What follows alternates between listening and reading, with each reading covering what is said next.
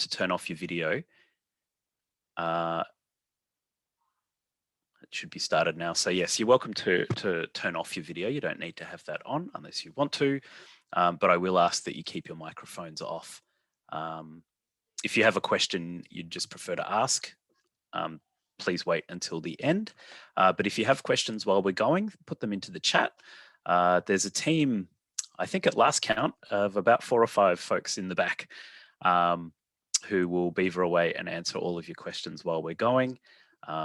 And if there happens to be anything else at the end, then I'll do my best to answer those questions too. So with that, let me get into it. So as I said, I'm Matt Thurgood. I look after the discipline of Criminology and Justice at ACAP. So I feel pretty confident that we'll be able to answer all of your questions pretty easily. We'll just pop the presentation on full screen. So hopefully that's looking pretty good at your end. You've no doubt had a look at the ACAP website and had a browse around. So I won't go into a huge amount of depth about the background of the place, but as you can see, we've been around for quite some time, since 1983. So ACAP first started delivering counselling courses, in fact, way back then. And has since added psychology, social work to its list of disciplines.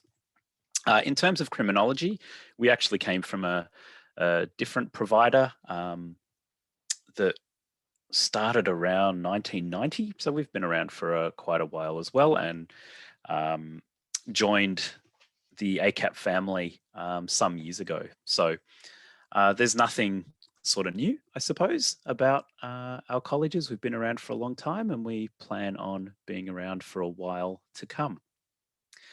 I'm not sure where you're beaming in from, but we are across the country. We are a national higher education provider. So even though the criminology program is based in Melbourne, so currently I'm sitting in my study in the southeastern suburbs of Melbourne, with our campus based in the Melbourne CBD. We do have ACAP campuses in Sydney, Brisbane, Perth and Adelaide. So if you are in another state than Victoria, or outside of Melbourne anyway, you'll be studying online with us, but you can still access ACAP campuses if you want to visit the library or just use study spaces and things like that. So in terms of what draws students to ACAP, I might start by addressing this from the point of view of a staff member. So I've been with the college going on about 17 or 18 years now. So it has been a long time. And the reason why I've been here so long, and why a lot of the lecturers and teaching staff have been at ACAP for as long as they have, is because it's one of the few places where we get to know our students. We're not lecturing, to crowds of 1,500 or 800 or anything massive like you get at the big unis. Generally in criminology, our straight crim units, there might be units that have 100, maybe 150 students in them. But by the time you're getting through the course, you might have a class of about 30. And when I say 30, I mean in the entire unit, right? So your tutorial classes are pretty small. We generally cap them at about 30, no more than that.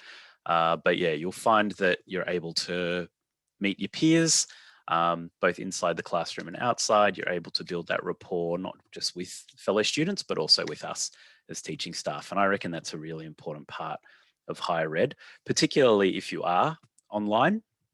Online study, having done it myself, I know it's a really tricky thing when you're working full time, or you've got other things going on, family and other priorities and commitments. It is hard to find a balance. So the more you can feel connected to the college, to the staff, to your fellow students, the better you're going to do. So I feel like that's something that we do really well at ACAP. So yeah, that's that's the spiel, I suppose, in terms of that side of things. On top of that, we do have staff who work in the industry. So in terms of criminology, you will have units that are taught by lawyers, former police officers, psychologists, etc. Right. So particularly when it comes to more specific and higher level units, they're taught by people who are currently in the industry. So they bring all of that knowledge and experience to the classroom. Depending on what course you choose to do with us, we do offer a placement. So I'll talk about that a bit later. So that's obviously a really useful add-on. And we're pretty flexible as well in terms of when you can start. So we are actually just coming to the end of our first trimester. So we started in the first week of February. We'll finish this trimester Friday week, in fact. And then we're back to it at I think it's the 31st of May, T2, trimester 2 starts. So yeah, pretty quick. And then there's another trimester that starts in September. So you've got that flexibility in terms of when you start. The other thing to think about too is, and this is a benefit, and a lot of students tell me this is why they like to study at ACAP, because we offer those three trimesters, it means they can get through the course quicker. So even though, if you're doing 2 or 3 units per trimester, it's usually around the average. Yeah, you're able to get through, maybe within 3 years instead of 4 or 5 years if you're studying at a place that only offers 2 terms, 2 semesters, per year. So keep that in mind as well. And we'll get to the fees and things towards the end, but we are obviously an accredited provider. So we're registered with the government and all that sort of stuff, which means that our students are eligible for fee help, which is essentially a HEX type program. So as I said, the Criminology program has been around for decades. The Bachelor of Criminology and Justice that we're currently offering, it's been taught in various incarnations since around 1997. Don't feel like it's outdated though. We actually spent part of last year, the fun of being in lockdown and all of that. I had the pleasure of also revising and reaccrediting the course. So we have kept it up to date and current, and I'll show you what that looks like when we have a look at some of the specific units in there. And as I mentioned, we've got professionals that teach our units as well as researchers like myself. A big part of being a student at ACAP means you are really well supported. So not only by teaching staff, but we've also got a wide array of support services in place. So there's a counselling service, a student experience team, a student admin team are fantastic in terms of the advice they can provide. We also have our student learning support team. The student learning support team has provided an absolute wealth of resources on their website. They offer webinars. So, as new students, you'll be invited to webinars before you've even started the course, just to, get you used to our Moodle page. So we use Moodle as our online sort of class space. So you'll be able to do a webinar on how to navigate that, the key things that you need to access on that platform. There's webinars around essay writing, report writing, all the different assessments, time management, all these different things. Then once you're into the course a bit, if you need to, you can request to have an individual meeting with one of the student learning support advisors. So they do those on campus, they do them online via Zoom, so just like this. I think they might even do them over the phone, but obviously, doing it face-to-face, whether that's online or on campus, is the way to go. So that's, a service that sits there that is available for you to use. And it's actually something that I continually remind our students of, because we can always do with reminders, about how to do things better, how to improve ourselves as students, and the student learning support are fantastic for providing that. Just as a wider um, aspect, I suppose, to consider with ACAP. So we are trying really, really hard to be better in terms of our diversity and inclusion. It's a really strong push from right across the college. So as part of that, we are committed to the Pride in Diversity Network. So we are, allies, or a lot of us support, being an ally, particularly around gender diversity. But yeah, there's that program available if you once you become a student, and if you're keen to meet up with people who are also gender diverse, then that sits there as well. But yeah, a really important and obviously increasingly important part of really being part of any college or organization. Some other broader aspects, and I hope I'm not going too fast here. So I mentioned our flexibility. So we have flexibility in terms of our trimesters and when you can start. There's also the flexibility around the trimester model. So the fact that we've got, the 3 terms or the trimesters. So those trimesters they're all 13 weeks in length. So you have 12 weeks of teaching, and there's a 1-week break in the middle. So you do 6 weeks, break week, and then 6 weeks, and then have 3 weeks off before the next trimester starts. So it's a really, actually a nicely spaced out sort of schedule that we have. Sorry, if you can just make sure folks in the background, if you can just make sure your microphone is on mute. For some reason, it's not letting me mute. But Brett, I think it's your microphone. We're hearing a bit of background noise. If you wouldn't mind just sorry about that. Pressing mute. No worries. Thank you. In terms of the other flexibility that we offer, it's around how you study, really. Whether you do 1 unit through to potentially 4 units. You can do up to 4 units of study with us in the criminology program. Whether you study on campus or online, all of that is flexible. And the key thing to note is how you start in your first trimester isn't how you have to then spend the rest of the course. So for example, I'm going to assume that most of you are going to be online. So say you start online doing, say, 2 units in your first trimester, you might find that, that's a breeze and you can add another one in your second trimester. So you go up to 3. Maybe there's a point where maybe you get a new job or something like that. You need to step back your study, and then you drop back down to 2 or down to 1 or whatever. So there's real flexibility there, and you can chop and change each trimester. For those of you that are Melbourne based, and if you would like to study on campus, you can. If you find, I don't know, maybe there's 1 day a week. There's lots of students we have now who work part-time and study.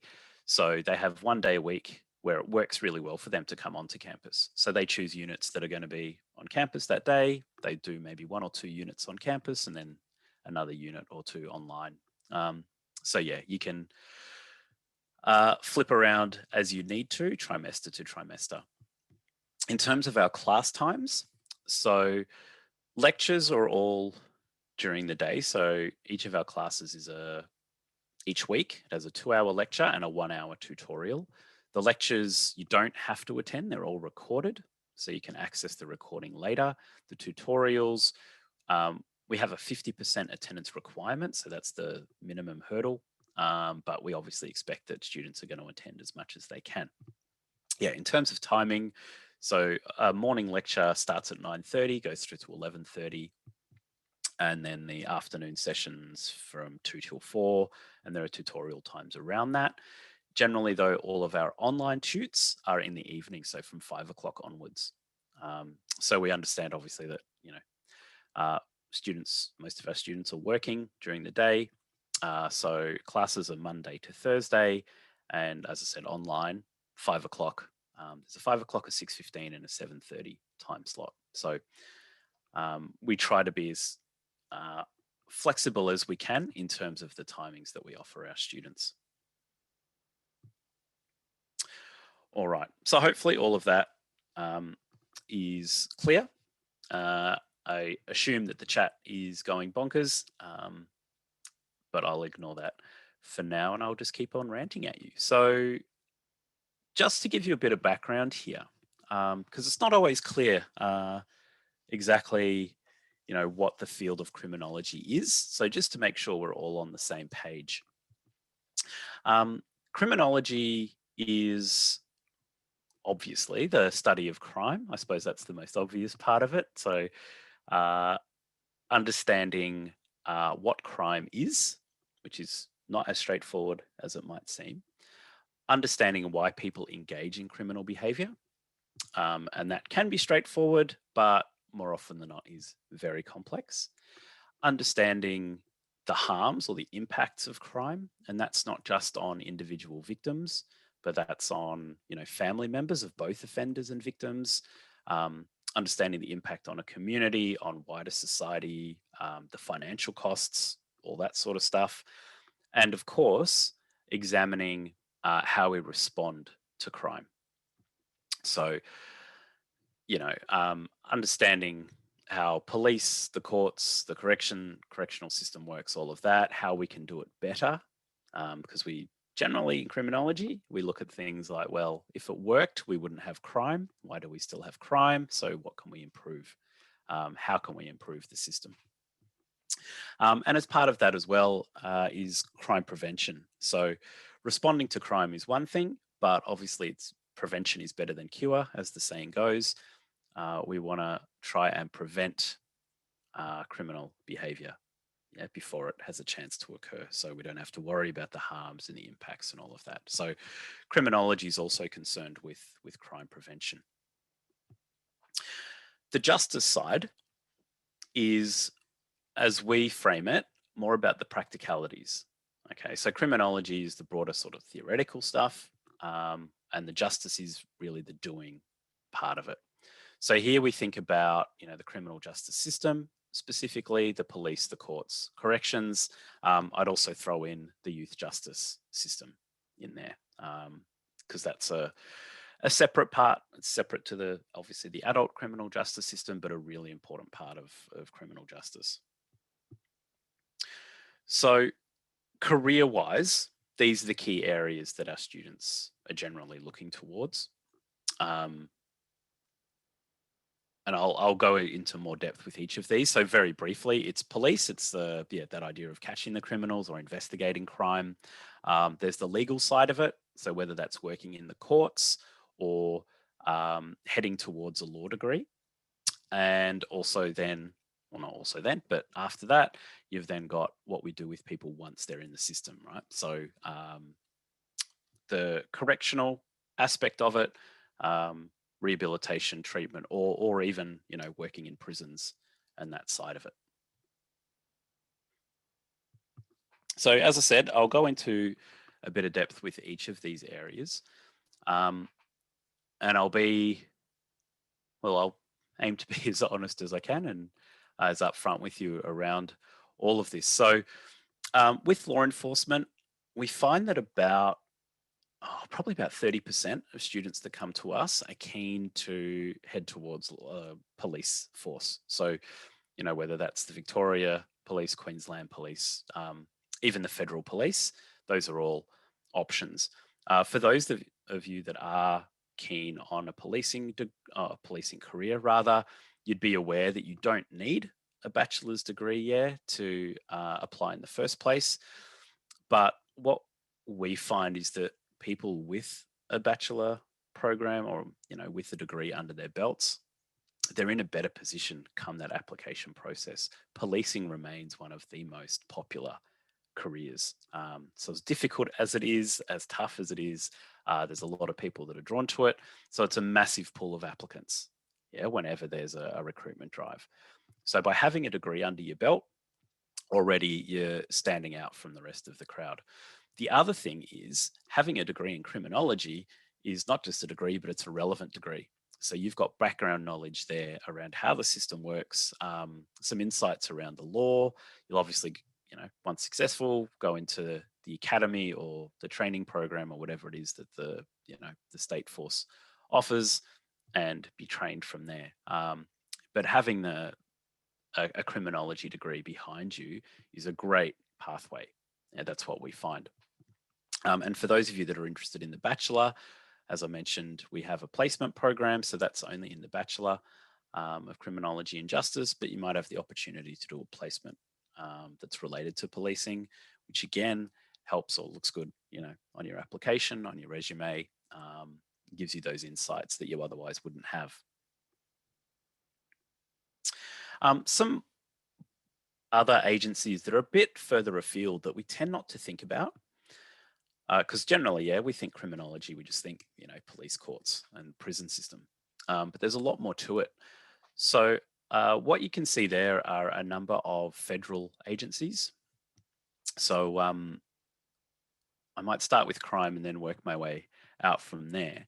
But if you're interested in things like, understanding and working to combat organized crime, right? So it might not sound like it, but AUSTRAC, which is really more about finances, monitoring, well, as the name suggests, financial transactions, they play a massive role in counterterrorism and countering organized crime by investigating companies and investigating people that are involved in those activities.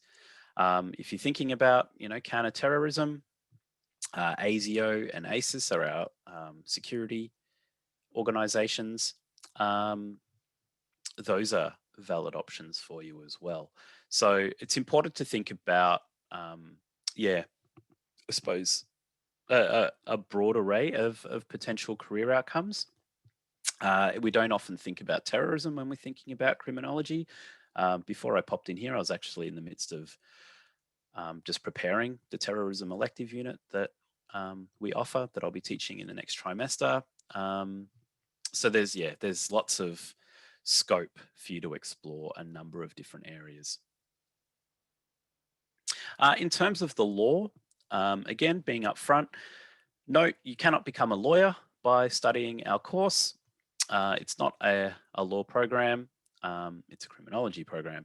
What it does offer, though, is the background to undertaking a legal career potentially. So, for example, becoming a paralegal, working in a law firm, helping lawyers prepare cases, working in the courtroom alongside lawyers, etc., or even just working in the courts. So, as court registrar, court reporter, etc. One of the things that we find is, in terms of law, we have students who are keen on, the paralegal sort of stuff, but also students who weren't able to get into a law degree, given, the ATARs for those still remain pretty high, and it's generally a bit more of an exclusive kind of entry pathway. We have students who come and do the Bachelor of Criminology and Justice and then pathway into what's called a Juris Doctor. And a Juris Doctor is a master's level program. So it's postgraduate, so you need to have some bachelor prior to that.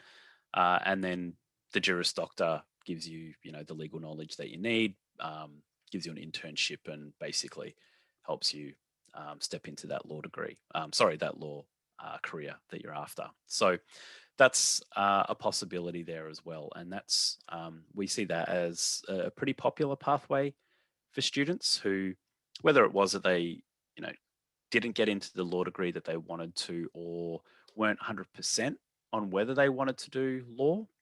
So doing a bit more of a general degree like ours helps them focus their path, and then the options are there for them. And the final part of the justice system is corrections. So primarily we consider this as the prison system, and that's a potential opportunity as well. But much like policing, you don't need a degree as such, but it's going to help a fair bit. The main area really that is growing and has been growing for a good 5 or so years is community corrections. Emily, sorry, it's you, I think I can hear in the background. If you wouldn't mind muting your microphone, please. I've lost my ability to mute.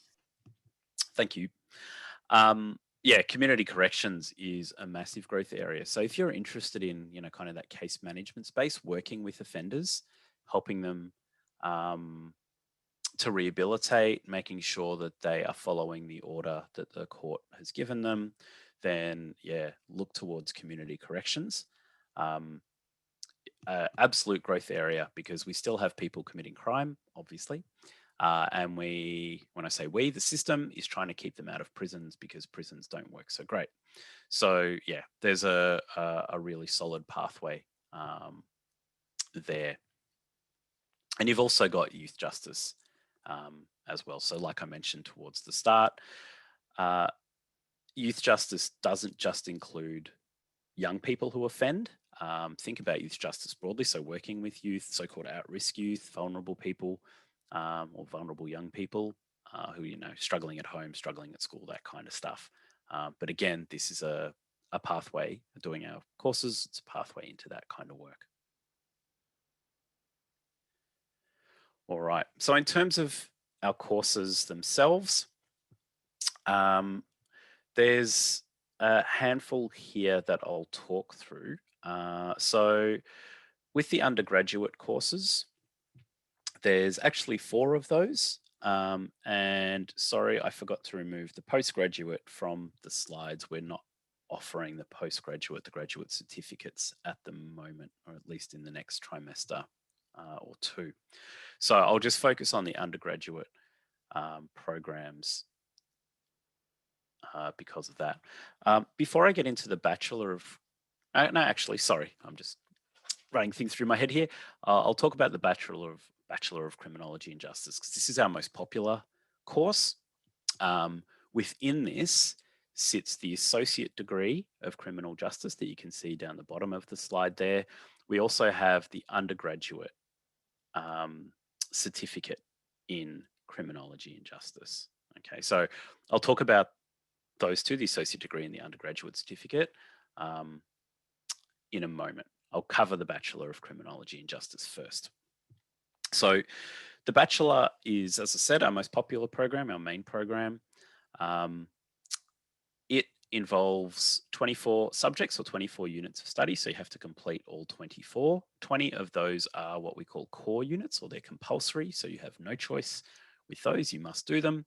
And there are 4 elective options. So we offer 8 or 10 electives, and you have to do 4 of those. So you get a bit of choice there. Yeah, all that other stuff we've talked about around part-time study and flexibility and those sorts of things. A key thing to keep in mind is just the requirement around higher ed, because this is often underestimated. But just around the 12 contact hours there, the way to break that down is 1 unit of study. So as I said earlier, has a 2-hour lecture and a 1-hour tutorial each week. So you've got 3 hours of contact. On top of that, you've also got to factor in time for readings and for assessment. So writing, reports, essays, whatever the assessment task might be, doing a quiz, whatever it might be. So generally, you're looking at around 9 hours per unit. So if you were doing 2 units, that's 18 hours. Yeah, 6 hours worth of contact. So 2 2-hour lectures, 2 1-hour tutorials, and then the work around that. So just keep that in mind if you're looking or thinking about how you're going to balance study with everything else you got going on. Note the extra work, so the assessments, the reading, all of that. It'll fluctuate. So at the start, it'll be pretty gentle. Every trimester starts kind of gently, and then it peaks as obviously assessments are due, sort of around week 4-ish, again around week 8-ish, and then towards the end of the trimester. That's what the course looks like. So as I said, we recently revised our units. So this is essentially a brand new program that we've rolled out at the start of this year. the number of new units in there. So all of the ones that you can see with actual names, those are the core units. So those are the ones that you must complete. And then there are the elective options. So if I can, yeah, I won't go into depth with any of those, but what I'll just briefly mention here are the associate degree and the undergraduate certificate. So the undergraduate certificate, if anyone's thinking about that one, that's 4 units. Okay, and essentially it's the 4 units you can see in the under trimester 1. So foundations of justice, which is basically our transition unit to get you sorted out and get you prepared for higher education study and for understanding the criminal justice system. There's applications in context, theoretical criminology is in there, so all the different theories around why people commit crime. And off the top of my head, the other one is professions and society. So that one there you can see. So just the 4 units. The undergraduate certificate, I think, is a really useful one for anyone who's thinking about that. If you're not sure about how you're going to go with the course, or how you're going to balance time, work, family with study, it's a good kind of taster, and that way you can see if the course is for you. So if you were to do the undergraduate certificate and complete the 4 units and then decide you want to continue studying with us, the 4 units you complete, because they're part of the bachelor program, you get credited. So it's not like you have to do them again. Okay. So if you knock off those 4, that leaves you with obviously the remainder. The associate degree is 16 units, and that is what you can see there from trimester 1, 2, 3, and 4. So it's those 16 units. Okay.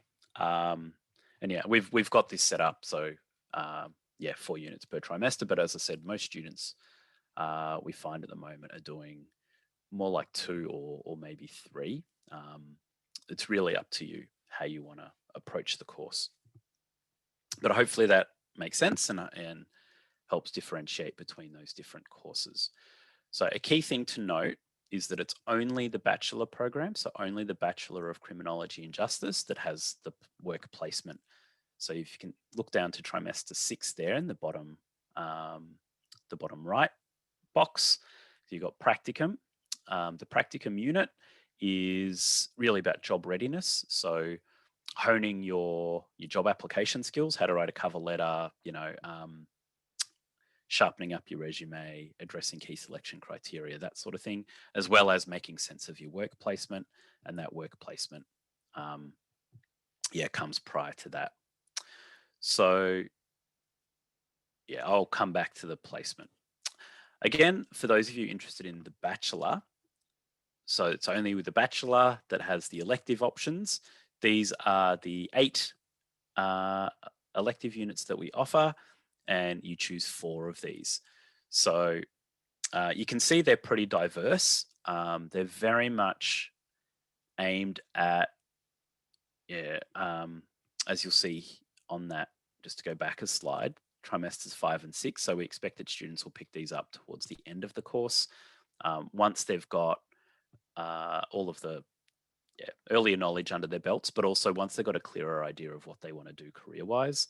So, specific units that will help them head towards or to be successful in achieving that career. So again, whether it's working with offenders, so something like forensic psychology or youth justice, policing's in there.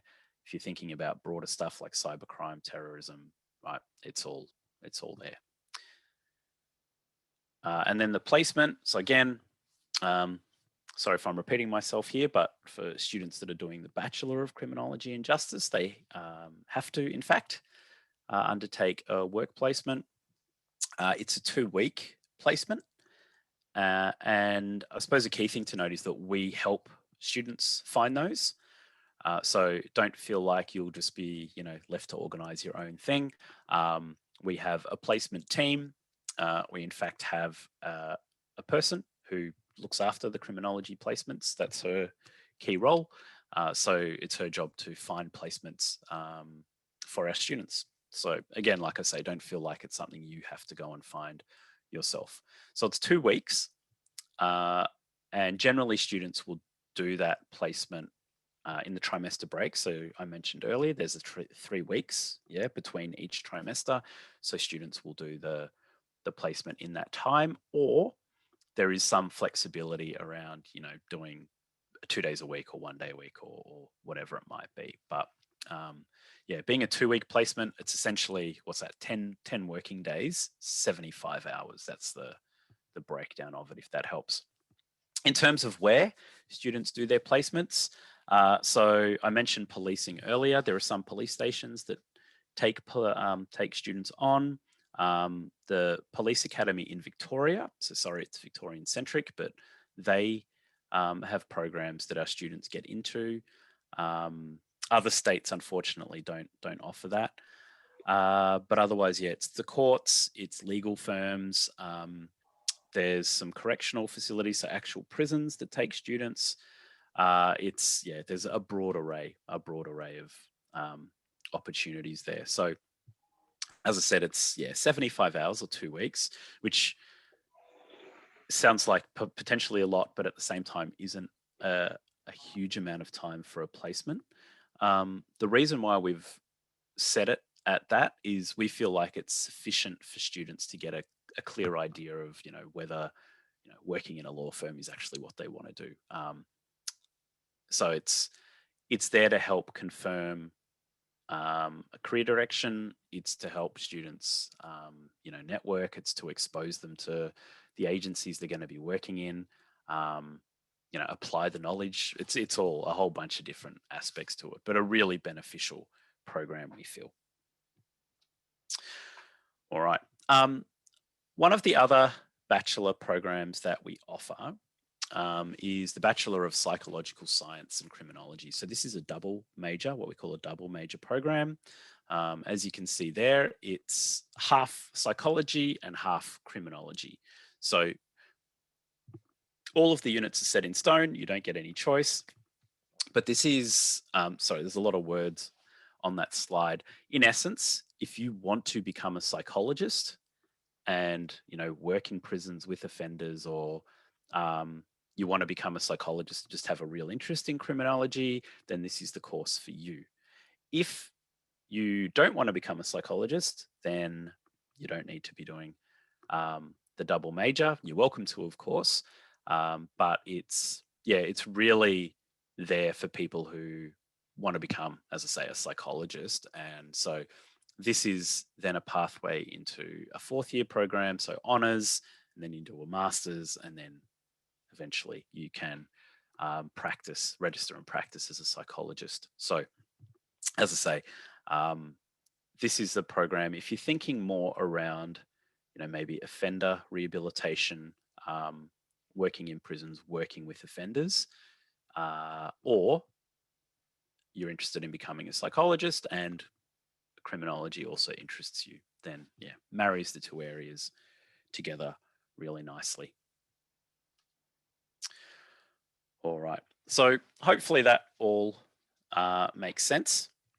I am almost done. I said 40 minutes. I'm going to go past that, but that's okay. So for our undergraduate programs, essentially, you have either completed high school.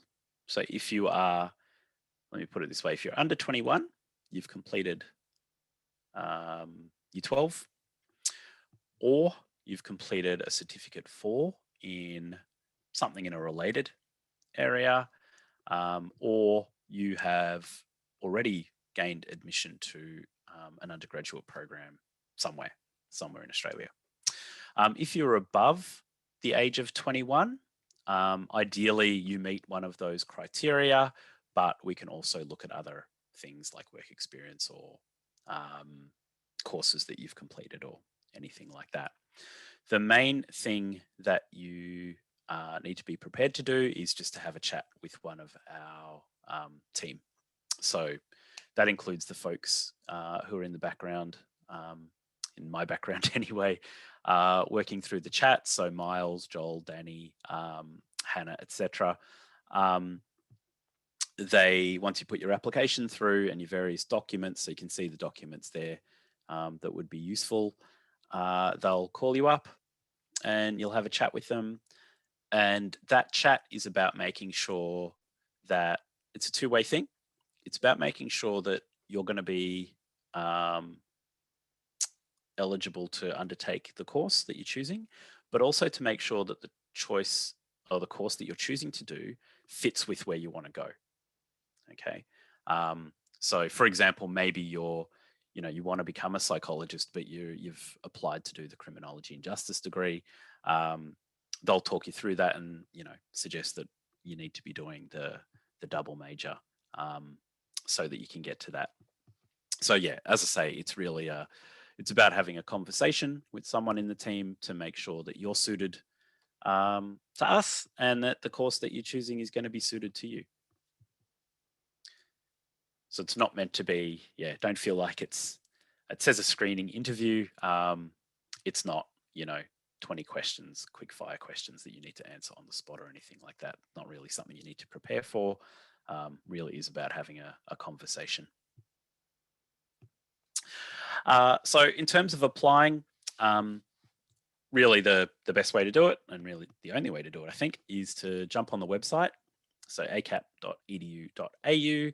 There's an apply button. Click that. It'll take you through a process where you give us your details. I think, and one of the team can correct me on this, but it gives you the opportunity to upload documents from the get-go. And as per step 2 there, one of our course advisors, one of the team, will be in contact with you pretty damn quickly. So within a couple of days, so that you're set to go if you're, again, thinking about trimester 2 start. So that's in about a month's time, actually. So yeah, we'll get you all set and ready to go. All right. So thank you for listening. Just going to bring up the chat and see if were there any questions that the team would like me to answer. I'd be happy to. I can see Laura has just asked me a question. Hi, Laura. Wondering if any of our students have gone on to work with the VicPol Behavioural Analysis Unit. I honestly couldn't tell you, Laura. Not that I'm aware of. We certainly have a number of students who are in Victoria Police. Funny story, the other summer, 2 summers ago, I got breathalyzed by a former student, which is kind of a unique experience. Fortunately, I had not been drinking. But no, sorry, I can't tell you if anyone's specialized in that degree. In that particular area. So there's a few questions coming through about Sydney. So Paige, yes, the psychology and criminology course that I talked about is offered in Sydney. So yeah, you can apply to do it on campus in Sydney or study it online. And Rahman, I hope I'm saying your name correctly. There are not on-site criminology classes in Sydney, I'm afraid. So unfortunately, if you're wanting to do on campus, we're only on campus in Melbourne at this stage. That will change at some point. I can't tell you when exactly, but yeah, for the moment, unfortunately, it's online everywhere except for Melbourne.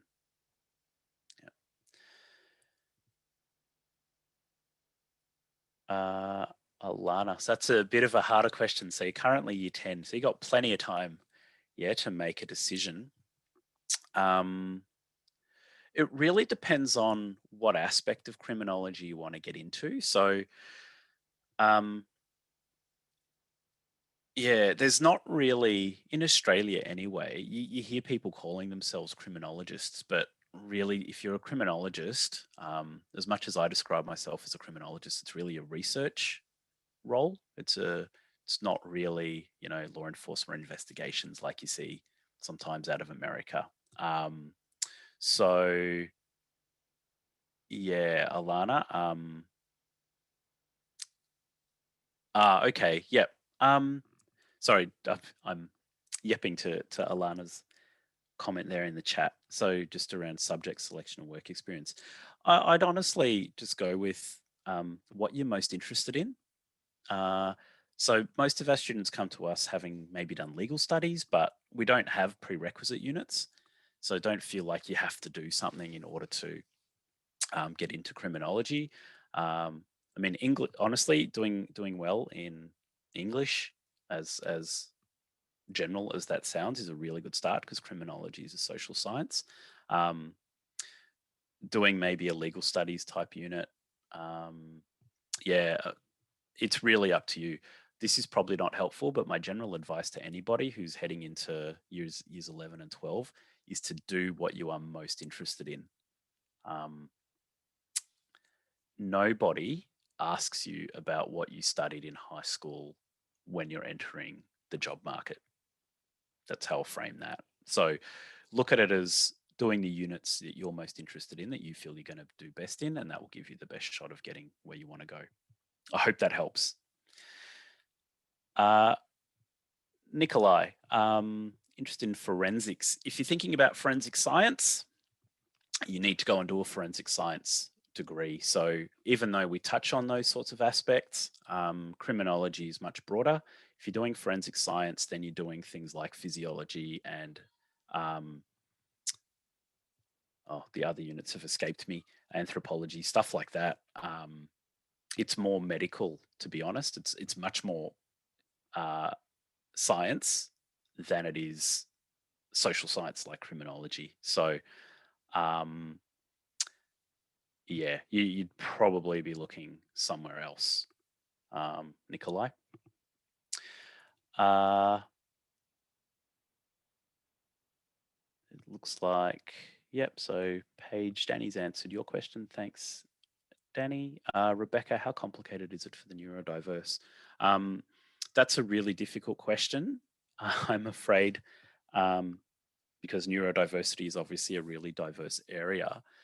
Um, I suppose the way to frame it is, I mean, it's a higher education degree, so it is complex. The information that we discuss is complex, but we approach it that, and I don't mean this to sound condescending or patronizing, but we approach it as if students know nothing, right? So it means we're building you up from the bottom. Yeah.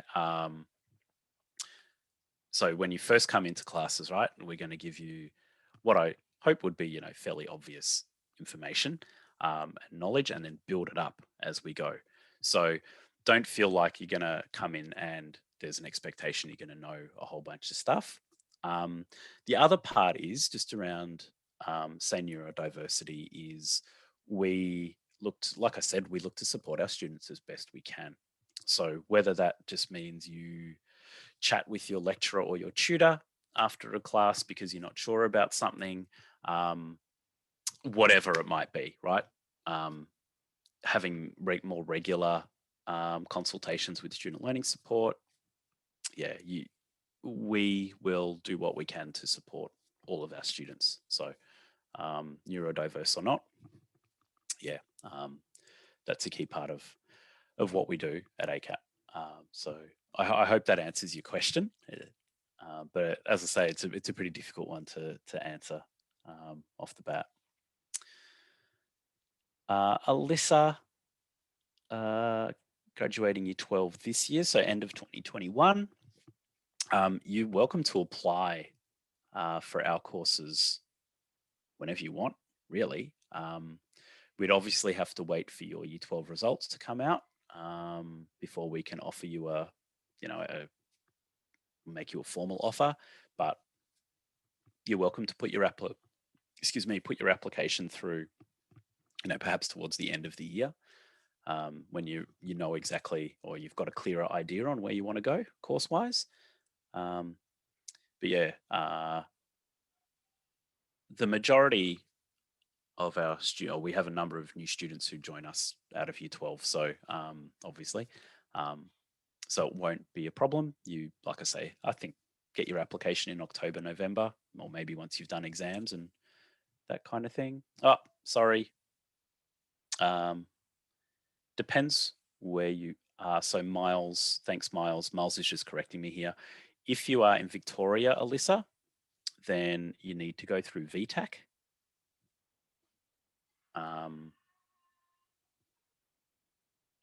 Yeah. So hopefully that clarifies that. I apologize, and thanks to Miles. Laura, no, Sydney based. Miles, can I throw that to you? I'm going to, just so that I don't mislead Alyssa and everyone else. Laura, how often do we see mature age students? Increasingly. So probably around 10 to 15% of our students are mature age, but honestly, we don't really pay much attention to that. The course, I feel like the course works pretty well for everyone, regardless of age. So yeah, don't feel like age is a barrier. Post or because of 2020, all the fun that was COVID in 2020, right? We've seen an increasing growth, and this is across ACAP, not just in criminology, increasing growth of mature age students. So yeah, it's part and parcel now, I think.